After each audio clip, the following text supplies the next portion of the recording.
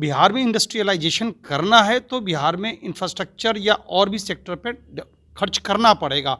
इस बजट में जिस पे प्रावधान किया गया है वह है एग्रीकल्चर सेक्टर, फिशरीज सेक्टर और सर्विस सेक्टर।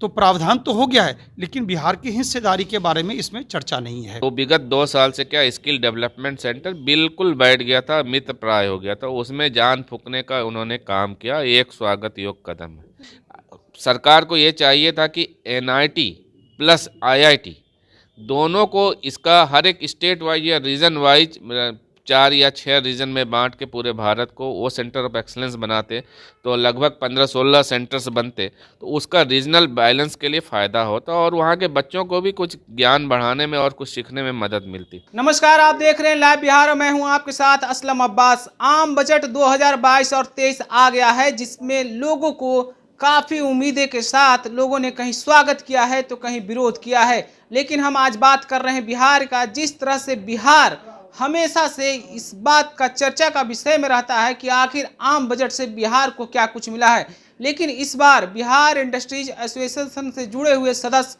बिहार के उद्योगपति मुकेश कुमार और मनीष कुमार हैं। उन्होंने साफ तौर पे नाराजगी जाहिर की है और उन्होंने कहा है कि इस बार भी बिहार को सिर्फ और सिर्फ मुंगेरी लाल के हसीन सपने दिखाए गए हैं, यानी कि बिहार को इस बार भी खाली हाथ लगा है। उन्होंने क्या कुछ कहा है वो आप एक एक करके पहले सुनिए। नहीं, हमारा फ़ायदा नफ़ा नुकसान की बात नहीं होती है। बजट ये केंद्रीय बजट है। केंद्रीय बजट पूरे देश को ध्यान में रख कर के बनाया जाता है और ये इस बजट अच्छा बजट है क्योंकि इसमें कैपिटल एक्सपेंडिचर के बारे में चर्चा किया गया है और ये अगले 25 साल का रोड मैप है। ऐसा नहीं कि ये 1 साल का बजट है। इसमें आगे के लिए अभी नींव डाला गया है और आगे इसमें कई काम होंगे। हाँ, इसमें एक चीज़ जरूर दिख रहा है कि बिहार के लिए कोई विशेष प्रावधान नहीं किया गया है। क्योंकि हम बिहार से हैं तो हमारा कंसर्न बिहार के प्रति जरूर रहेगा। बिहार में इंडस्ट्रियलाइजेशन करना है तो बिहार में इंफ्रास्ट्रक्चर या और भी सेक्टर पे खर्च करना पड़ेगा। केंद्रीय सरकार ने अभी भी जो प्रावधान किया गया है इसमें कुछ भी क्लियर नहीं है कि इसमें बिहार की हिस्सेदारी क्या होगी। यदि यह क्लियर हो जाता कि इंफ्रास्ट्रक्चर पर सरकार जितना खर्च कर रही है, आबादी के अनुपात में भी यदि ये इंफ्रास्ट्रक्चर का पैसा यदि बिहार को मिले तो बिहार बहुत आगे बढ़ सकता है। कई सेक्टर है, जैसे सर्विस सेक्टर। बिहार के जो 2-3 सेक्टर हैं वो काफ़ी महत्वपूर्ण सेक्टर है, जिसमें इस बजट में जिस पे प्रावधान किया गया है वह है एग्रीकल्चर सेक्टर, फिशरीज सेक्टर और सर्विस सेक्टर। तो प्रावधान तो हो गया है, लेकिन बिहार की हिस्सेदारी के बारे में इसमें चर्चा नहीं है। यदि सर्विस सेक्टर की बात करें तो कई मेडिकल कॉलेज के बारे में बात हो रही है।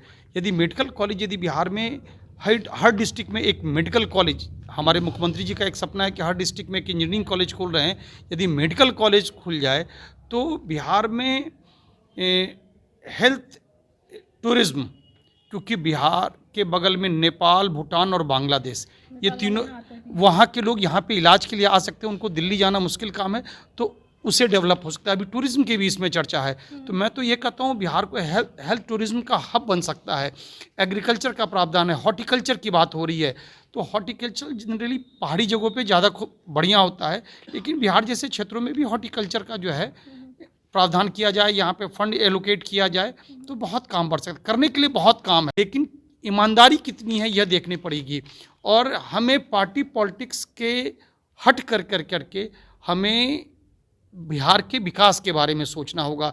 यदि कोई राजनीतिक पार्टी केवल वैमनस्यता के भाव से एक दूसरे के पास नहीं जाए, हमें बिहार का विकास करना है तो इन सब चीज़ों से दूर होना पड़ेगा। बात करना चाहता हूँ, यदि विकास करना है तो पार्टी पॉलिटिक्स से ऊपर उठना पड़ेगा, और पार्टी पॉलिटिक्स यदि रहेगा तो वाकई विकास में ये अवरोधक चीज़ है।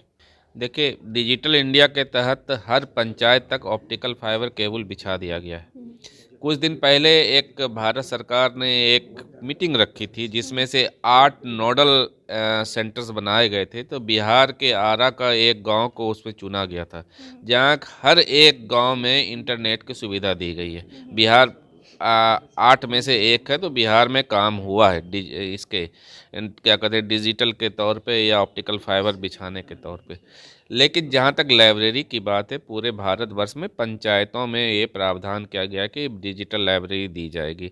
अगर डिजिटल लाइब्रेरी के साथ 2 स्मार्ट स्कूल अगर दी जाती और एक नोडल सेंटर बनाया जाता है, सेंटर ऑफ एक्सलेंस करके स्कूल में, कि ये डिजिटल तो गांव ग्रामीण क्षेत्र के बच्चों को एक्सपोजर मिलता है, उसको ज़्यादा जानकारी मिलती है, वो ज़्यादा आगे बढ़ते। और क्योंकि हमारी आधे से ज़्यादा आबादी गांव के अंदर रहता है, और गांव के अंदर रहने वाले बच्चों को पता ही नहीं है दुनिया में क्या हो रहा है। अगर वो सुविधा अगर वहाँ तक पहुँचती तो उसका ज़्यादा फायदा होता। दूसरा, डिजिटल कौशल विकास 4.0 का उन्होंने लॉन्च किया है इस बार, और यह उनकी प्रावधान की गई। अभी विगत 2 साल से क्या स्किल डेवलपमेंट सेंटर बिल्कुल बैठ गया था, मित प्राय हो गया था, उसमें जान फूंकने का उन्होंने काम किया, एक स्वागत योग्य कदम है। तीसरा, 5G के ऊपर में उनका फोकस है, जो 3 सेंटर ऑफ एक्सलेंस बनाना है, रिसर्च कर, उसमें कुछ फंड का प्रावधान किया गया। सरकार को ये चाहिए था कि NIT प्लस IIT दोनों को इसका हर एक स्टेट वाइज या रीजन वाइज 4 या 6 रीजन में बांट के पूरे भारत को वो सेंटर ऑफ एक्सलेंस बनाते तो लगभग 15-16 सेंटर्स बनते, तो उसका रीजनल बैलेंस के लिए फ़ायदा होता और वहाँ के बच्चों को भी कुछ ज्ञान बढ़ाने में और कुछ सीखने में मदद मिलती। सबसे बड़ी चीज़ जो इस बजट में बहुत लोगों ने ध्यान नहीं दिया, क्योंकि वो डिजिटल के बारे में उतनी जानकारी रखते नहीं है। ये डिजिटल के बारे में सिर्फ जानते हैं कि भाई इंटरनेट की सुविधा है या फिर टेलीकास्ट हो रहा है, ये वो सब प्राइमरी चीज़ें जानते हैं। लेकिन अंदर की बात जो है, जितनी टेक्नोलॉजी आ रही है, जैसे AI आर्टिफिशियल इंटेलिजेंस, उसमें बहुत फोकस किया गया इस बजट का। हाँ, अब उसका क्या नफ़ा है क्या नुकसान है, ये जानने की चीज़ है। नफ़ा ये है कि अगर आर्टिफिशियल इंटेलिजेंस को सरकार पूरी तरीके से अच्छी तरीके से इस्तेमाल करती है तो उनको गवर्नेंस करने में बहुत बड़ी सुविधा मिलेगी, और उनके जो मेन पावर, ह्यूमन पावर, जो इंटेलिजेंस करके जो रिपोर्ट बनाते हैं, तो वो एक सिस्टम आपको जनरेट करके देगा कि भाई यहाँ पर इसकी ज़रूरत है, इस तरह के चीज़ों को आप उसको लगा सकते हैं। लेकिन इसका दूसरा पक्ष ये है, जो ब्लैक एंड वाइट में अभी भी जीते हैं इस देश की जनता, आधी जनता, जो हम ये नहीं कह सकते कि सिर्फ बिजनेस क्लास में इस तरह का प्रॉब्लम है, ब्यूरोक्रेट्स में भी प्रॉब्लम है, सरकारी नौकरी करने वाले में भी प्रॉब्लम है ब्लैक एंड वाइट का।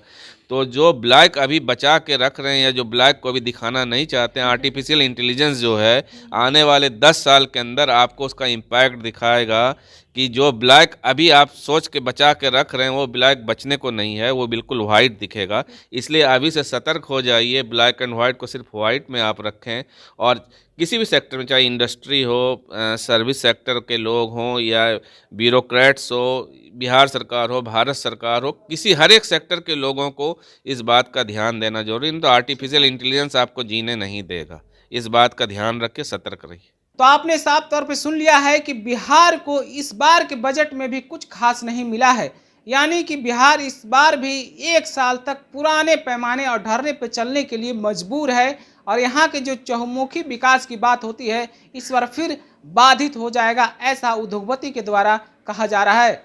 अगर आप तक हमारे चैनल को अभी तक सब्सक्राइब नहीं किया है तो आप सब्सक्राइब कर लें। अगर ये वीडियो फेसबुक के माध्यम से देख रहे हैं तो हमारे पेज को फॉलो करें और वीडियो को अधिक से अधिक शेयर करें। धन्यवाद।